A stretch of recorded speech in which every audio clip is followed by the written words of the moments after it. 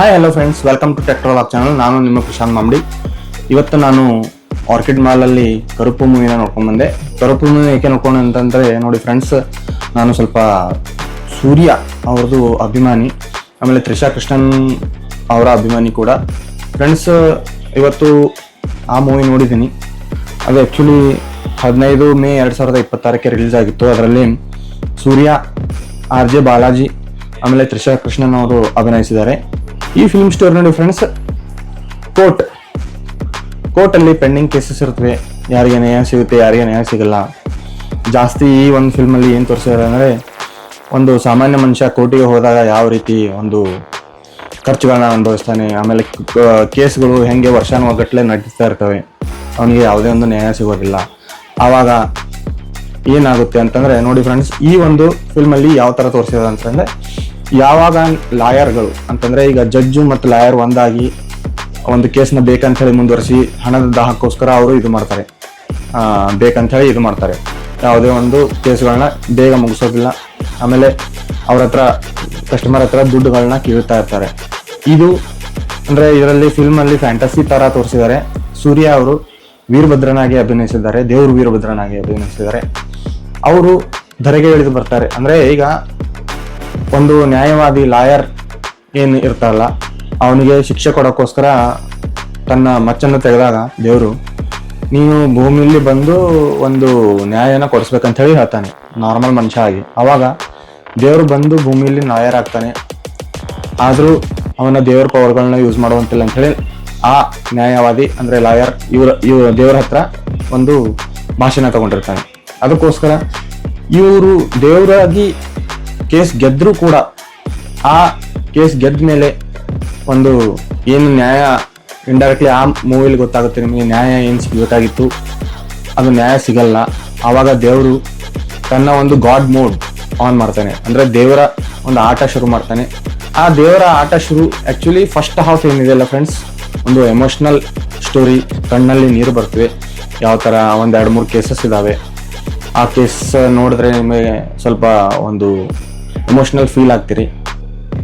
First half ತುಂಬ ಚೆನ್ನಾಗಿದೆ movie. ನಿರ್ದೇಶಕರು ತುಂಬ ಚೆನ್ನಾಗಿ ತೊಗೊಂಡು ಹೋಗಿದ್ದಾರೆ. ಬಟ್ ಆಮೇಲೆ ಗಾಡ್ ಮೋಡ್ ಬಿಗಿನ್ಸ್ ಅಂತ ಏನು ಚಾಲು ಮಾಡ್ತಾರಲ್ಲ, ಆವಾಗ ಗಾಡ್ ಮೋಡ್ ಬಿಗಿನ್ಸ್ ಅಲ್ಲ, ಅದು ಫ್ಯಾನ್ ಮೋಡ್ ಬಿಗಿನ್ಸ್. ಸೂರ್ಯ ಅವರ ಅಭಿಮಾನಿಗೋಸ್ಕರ ಸೂರ್ಯ ಅವ್ರನ್ನ ನಿರ್ದೇಶಕರು ದೇವರ ಮಾಡಿದಂತೆ ಕಾಣಿಸುತ್ತೆ second part. But actually concept ಏನಿದೆ ಅಂತಂದರೆ, ನೋಡಿ ಫ್ರೆಂಡ್ಸ್, ಮಹಾಭಾರತದಲ್ಲಿ ಶ್ರೀಕೃಷ್ಣನು ಏನು ಹೇಳ್ತಾನೆ, ಧರ್ಮ ಅಧರ್ಮ ಯಾವಾಗ ದುನಿಯಾದಲ್ಲಿ ಅಂದರೆ ಈ ಜಗತ್ತಿನಲ್ಲಿ ಅಧರ್ಮ ಜಾಸ್ತಿ ಆಗುತ್ತೆ, ನಾನು ಅವತಾರವನ್ನು ತಾಳ್ತೀನಿ ಅಂತೇಳಿ ಹೇಳ್ತಾನೆ. ಅದೇ ಈ ಫಿಲ್ಮಲ್ಲಿ ತೋರಿಸಿದ್ದಾರೆ ಇಂಡೈರೆಕ್ಟ್ಲಿ. ನೋಡಿ ಫ್ರೆಂಡ್ಸ್, ಇದರಲ್ಲಿ ಅಧರ್ಮ, ಸುಳ್ಳು, ಕಪಟ, ವಂಚನೆ ಯಾವಾಗ ಕೋರ್ಟ್ ಕಟಕಟಗಳಲ್ಲಿ ಜಾಸ್ತಿ ಆಗುತ್ತೋ ಆವಾಗ ವೀರಭದ್ರನು ಭೂಮಿಗೆ ಬರ್ತಾನೆ ಅಂಥೇಳಿ ತೋರಿಸಿದ್ದಾರೆ. ಆವಾಗ ಈ ಭೂಮಿಯಲ್ಲಿ ಯಾವ ಥರ ಕೋರ್ಟಲ್ಲಿ ಕೇಸ್ಗಳು ಪೆಂಡಿಂಗ್ ಇವೆ, ಅವು ಯಾವ ಥರ ಲೇಟ್ ಆಗುತ್ತವೆ, ಅದು ಯಾವ ಥರ ನಾವು ಇದು ಮಾಡಬೇಕು ಅಂಥೇಳಿ ತೋರಿಸಿದ್ದಾರೆ. ಆವಾಗ ದೇವರು ಏನು ಮಾಡ್ತಾನೆ, ಯಾವುದೇ ಒಂದು ಅಪರಾಧಗಳು ನಡೆಯೋದೇ ಇರೋ ಥರ ಒಂದು ಇದು ಮಾಡ್ತಾನೆ. ಆಮೇಲೆ ಪ್ರತಿಯೊಂದು ಕೇಸ್ ಯಾರು ನ್ಯಾಯಾಲಯದಲ್ಲಿ ನ್ಯಾಯವಾದಿಗಳು ಹೋರಾಡ್ತಾ ಇರ್ತಾರೆ, ಅವರು ಬಾಯಲ್ಲಿ ಸುಳ್ಳು ಹೇಳೋ ಒಂದು ಚಟನ, ಅದು ಸುಳ್ಳು ಏನಾದರೂ ಹೇಳಬೇಕಂದ್ರೆ ಅವ್ರ ನಾಲಿಗೆ ತಿರುಗಿ ಬಿಡ್ತಾನೆ, ಅಂದರೆ ಸತ್ಯನೇ ಹೇಳಬೇಕು ಅವರು. ಆ ಥರ ಒಂದು ಸೀನ್ ಕ್ರಿಯೇಟ್ ಮಾಡಿದ್ದಾರೆ ನ್ಯಾಯಾಲಯದಲ್ಲಿ. ಆ್ಯಕ್ಚುಲಿ ಫಿಲ್ಮ್ ತುಂಬ ಒಂಥರ ಕಾನ್ಸೆಪ್ಟ್ ಚೆನ್ನಾಗಿದೆ. ಬಟ್ ಸೆಕೆಂಡ್ ಹಾಫ್ ಏನಿದೆ ಅಲ್ಲ, ಗಾಡ್ ಮೋಡ್ ಬಿಗಿನ್ಸ್ ಆದಮೇಲೆ ಫುಲ್ ಒಂಥರ ಡ್ರಾಮ್ಯಾಟಿಕ್ ಫ್ಯಾನ್ಗೋಸ್ಕರ ನೀವು ಮಾಡಿರೋ ಥರ ಇದೆ. ನೋಡಿ ಫ್ರೆಂಡ್ಸ್, ಇದರಲ್ಲಿ ಲಾಸ್ಟ್ಗೆ ಆ ಒಂದು ನ್ಯಾಯವಾದಿ ಏನಿರ್ತಾನೆ, ಅಂದರೆ ತನ್ನ ಕಂಟ್ರೋಲಲ್ಲಿ ತಗೊಂಡು ಫುಲ್ ಕೋರ್ಟ್ನ ತನ್ನ ಕಂಟ್ರೋಲಲ್ಲಿ ತಗೊಂಡು ಏನು ಮಾಡಬೇಕು, ನಾನು ಎಲ್ಲ ಲಂಚ ತಿನ್ನಬೇಕು, ದುಡ್ಡು ಗಳಿಸ್ಬೇಕು, ಎಲ್ಲರ ಬಾಯಲ್ಲಿ ಸುಳ್ಳೆ ಇದು ಮಾಡಿ ಒಂಥರ ರೌಡಿ ಇದ್ದಂಗೆ ಇರ್ತಾನೆ. 4-5 ಜನರಿಗೆ ಇಟ್ಕೊಂಡಿರ್ತಾನೆ. ಯಾವುದೇ ಒಂದು ಕೇಸ್ಗಳು ಅವ್ರ ಬೇರೆಯವರಿಗೆ ಹೋಗ್ಬಿಡಲ್ಲ. ಈ ಥರ ಒಂದು ನ್ಯಾಯವಾದಿ ಇರ್ತಾನೆ, ಲಾಯರು. ಆಮೇಲೆ ಈ ಲಾಯರ್ಗೆ ಜಡ್ಜ್ ಕೂಡ ಸಾಥ್ ಕೊಡ್ತಿರ್ತಾನೆ, ಯಾಕಂದರೆ ದುಡ್ಡು ಹೋಗ್ತಾ ಇರ್ತಾನೆ ಅವನಿಗೆ, ಜಡ್ಜ್ಗೆ. ಈ ಥರ ಒಂದು ಕಾನ್ಸೆಪ್ಟ್ ಇಟ್ಕೊಂಡು ಮಾಡಿದ್ದಾರೆ. ಆಮೇಲೆ ಲಾಸ್ಟ್ಗೆ ಏನಾಗುತ್ತೆ ಅಂತಂದರೆ, ಈ ಲಾಯರ್ನ ದೇವರು ಒಂದು ಸುಳ್ಳು ಹೇಳೋದ್ರಿಂದ, ಅಂದರೆ ಅಧರ್ಮ ಮಾಡ್ತಾ ಇದ್ದಾನೆ ಅಂತ ಹೇಳ್ಕೊಂಡು ಅವನು ತಲೆ ತೆಗಿತಾನೆ. ಅಂದರೆ ದೇವರು ಅವತಾರ ಎತ್ತಿ ಒಂದು ಅಧರ್ಮನ ನಿರ್ನಾಮ ಮಾಡುವಂಥ ಒಂದು ಸ್ಟೋರಿ ಫ್ರೆಂಡ್ಸ್ ಇದು.